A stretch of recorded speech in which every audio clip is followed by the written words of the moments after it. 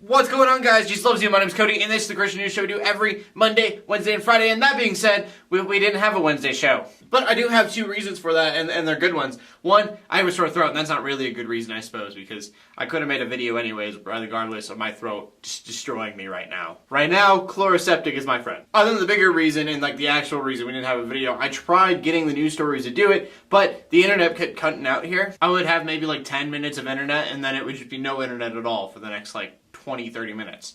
I don't know what was going on. And yes, I did unplug everything and plug it back in multiple times. A few days ago, our internet completely was like, there was an internet outage in our area, so I'm guessing that maybe that had something to do with it. Even though they fixed that, maybe there were still problems or something, I don't know. So I tried to make a show, but it wasn't happening. I apologize. I probably should have let you guys know on social network sites and stuff, but I didn't do that, so that's my bad. But all of that being said, we can finally go to the news. And the first thing, I just want to say congratulations to the Pope, even though he probably, most likely, definitely does not watch this show. He became Time Magazine's Person of the Year, which I definitely think he deserved. I'm not Catholic, but this guy's just doing everything right. I mean, even atheists like this guy. And then the next story is about Reza Aslan. You may have heard of him before. He wrote the book Zealot. Aslan is a Muslim historian, or if you were to ask him, a historian who's Muslim, who wrote a book about Jesus on like a historical point of view. And most likely the reason you heard of him was because that Fox News interview that he had. You really should check it out if you don't know what I'm talking about. The interviewer kept asking him, hey, if you're Muslim, then why are you writing about Jesus? And he was over and over being like, lady,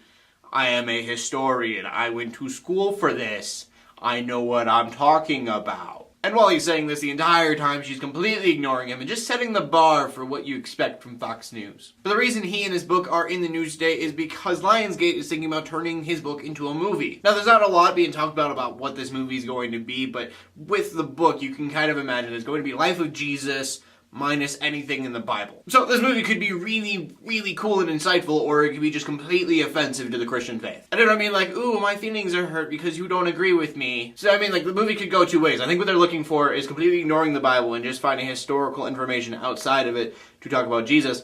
But it could also go the way of like completely ignoring the Bible, not only ignoring it, but saying that the Bible is false and telling different information. Like an example would be the virgin birth. They could completely skip over the virgin birth because there is no historical book saying that. That would make sense. But if they were to say, no, that didn't happen, and like changed that, then that would make a lot of people angry. Like every Christian in the United States probably. But I don't think they're going to do that because I think the idea of it is to have a historically unbiased approach to Jesus, which I think would be really cool. I have not read Zealot. I've been kind of wanting to, but I haven't got around to doing. There's so many other things that I need to be reading right now. But one of my favorite historical books, it was written by Bart Ehrman, and he is an atheist who wrote about the existence of Jesus.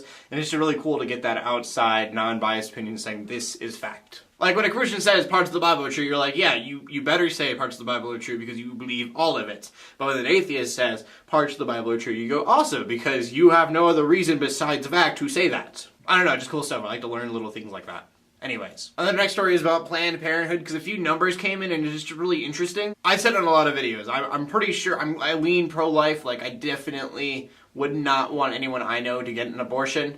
But I don't say I'm pro-life, I don't vote pro-life or anything, I don't anything for it just because I'm not educated in it enough at all. It's just that people try to make it a black and white situation, and it's not a black and white situation at all. There's a lot of gray area. But like I said, I do kind of lean pro-life, and when an abortion clinic becomes a business, that just like, that freaks me out. I think that's completely wrong. But like I see that there's sometimes medical reasons to keep abortion clinics open, and there's just, because it's not a black and white situation. But Planned Parenthood over the last year had $58.2 million in excess revenue. So like, profit. And they had $540 million in taxpayer funding. And keeping those numbers in mind, Planned Parenthood over the last year had 327,000 abortions. And here's the thing, like I get why abortion clinics are legal because people are going to have abortions regardless, and some abortions are just like, it'll be like an actual baby that's just born and they snap their neck and it's disgusting and terrible. So I just like, that's why I get making it legal so you can regulate it and so there's not just like that kind of terribleness happening where the baby can actually feel it and everything. Then again, I see the flaws in my thinking that like when I see a big number, it's a big deal. When I see a small number, it's not as big of a deal. It blows my mind that people are turning a profit on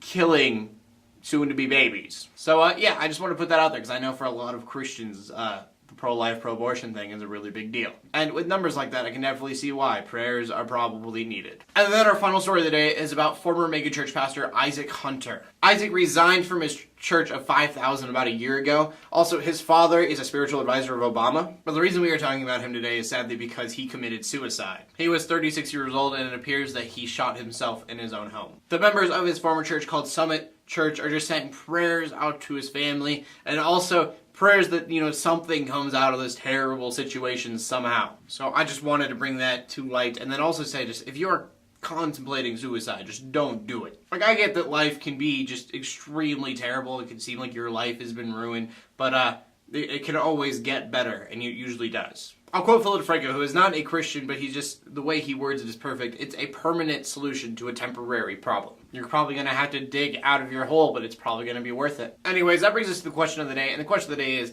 because the Pope is Time Magazine's #1 person of the year, what is your #1 person of the year, or just all time? Who is someone that you look up to? I don't know if I'd call him person of the year, but Jefferson Bethia I've been really looking up to lately just because he is a Christian YouTuber who's doing really well in the YouTube atmosphere. But anyways, I want to know what you guys think, so you guys leave a comment in the comment section with your answer. My name is Cody. I'm bringing news to the Christian community every Monday, Wednesday, and Friday. In closing, let the haters hate, let the Christians pray, so everybody like, subscribe.